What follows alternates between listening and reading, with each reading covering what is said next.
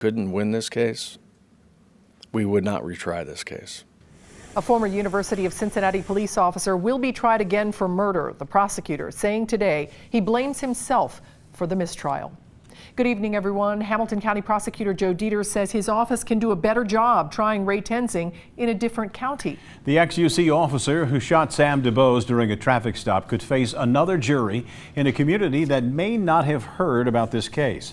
Local 12's Deborah Dixon led our coverage of the first trial and was at the prosecutor's office for today's announcement.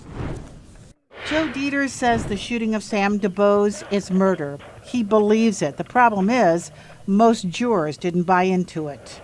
I fault myself, and I mean the two assistants I tried the case with were fantastic. We just need to do a better job.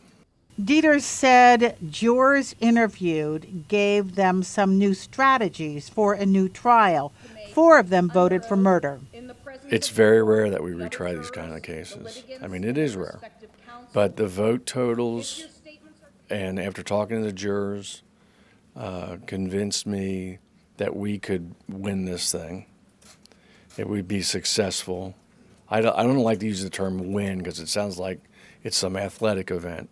We are seeking justice. It's my belief that Sam DuBose was murdered, period.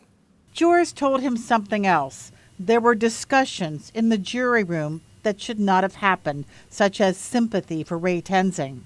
There's no question in my mind that issues were being discussed in there that should not have been discussed. And Deters says there's no question jurors were affected by the publicity that surrounded this case for a year before they were seated. At one point, they were so afraid their names could get out, they refused to come out of the jury room. The reason he's going to ask the next trial be moved to another Ohio city.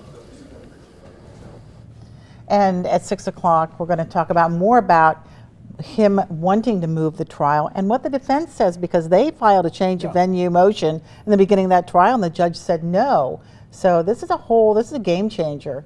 A trial we know is going to happen, we just don't know where. So why would the judge change her mind? Because of what went on? Well, it is going to be up to the judge to make the decision. This is unusual. There was, so much coverage.